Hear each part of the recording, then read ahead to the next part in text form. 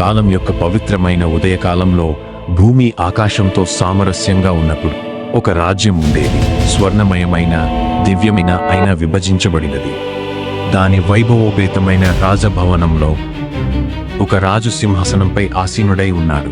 శక్తిమంతుడు అయిన అంతర్మథనపరుడు. అతని ప్రక్కన ఇద్దరు రాణులు నిలబడి ఉన్నారు. ఒకరు ప్రవహించే ఘంట వలె సౌమ్యుడు, మరొకరు ఉదయించే అగ్ని వలె ఉగ్రమైన వారు. ఒకరు ప్రేమను నిశ్శబ్దాన్ని మోస్తున్నారు, మరొకరు గర్వాన్ని అధికారాన్ని. వారి మధ్య ధ్రువుడు అనే ఒక బాలుడు నిలబడి ఉన్నాడు, చూస్తూ ఎదురు చూస్తూ ఆరాటపడుతూ.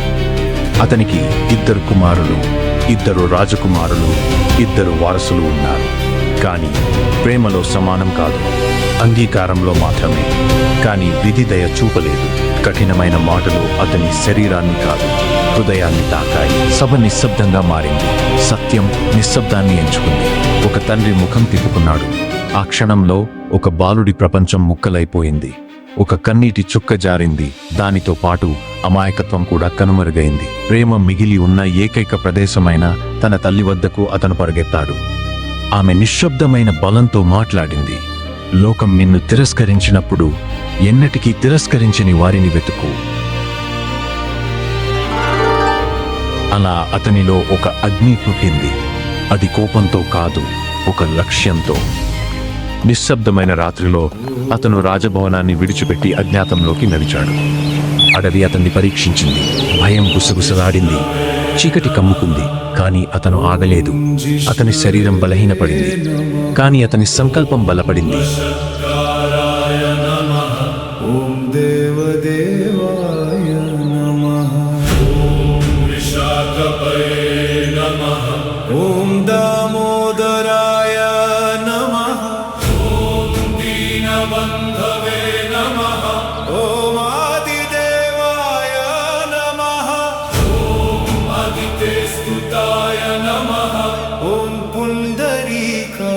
ఆకలి తగ్గిపోయింది. భయం మాయమైంది. భక్తి మాత్రమే మిగిలింది. ఒక దైవ స్వరూపం ప్రత్యక్షమయ్యే వరకు అతనిలోని అగ్నిని చూసిన నారదుడు అనే ఋషి అచంచలమైన భక్తి అయిన తపస్సు మార్గాన్ని వెల్లడించగా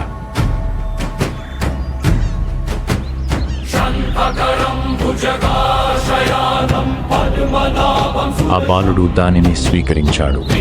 పగళ్ళు గడిచాయి, రాత్రులు కనుమరుగయ్యాయి. అతను చలించకుండా నిశ్చలంగా నిలబడ్డాడు. తుఫానులు చెలరేగాయి, గాలులు హోరుమనాయి. అయినా అతను కదల్లేదు.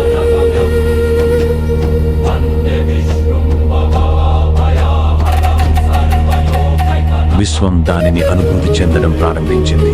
ఆపై అది సమాధానమిచ్చింది. ఒక దివ్య కాంతి అడవిని నింపింది. అతని ముందు తేజోవంతుడైన విష్ణుమూర్తి నిలబడ్డాడు. తేజోవంతుడు, శాశ్వతుడు, అనంతమైనవాడు, కానీ దూరంగా లేనివాడు. ఆయన ముందుకు అడుగు వేసి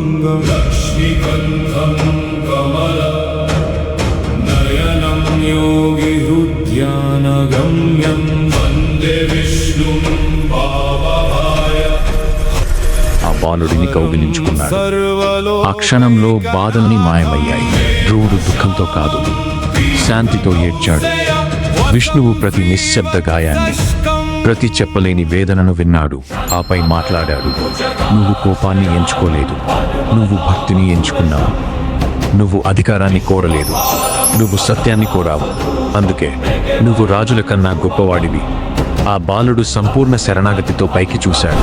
విష్ణువు అతని చేతిపై తన చేయి ఉంచి ఏ రాజ్యానికన్నా గొప్పదైన దానిని అతనికి ఇచ్చాడు. నిన్ను తిరస్కరించిన ఈ ప్రపంచాన్ని అధిగమించి పైకి లే. విశ్వం మారిపోయింది. నక్షత్రాలు ఒకే సరళ రేఖలో నిలిచాయి. కాలం కూడా నిలిచిపోయింది. ఆ క్షణంలో ధ్రువుడు రూపాంతరం చెందాడు.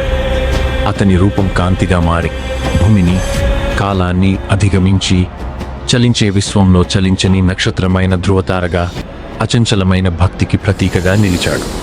చీకటిలో దారి తప్పిన వారికి మార్గదర్శిగా.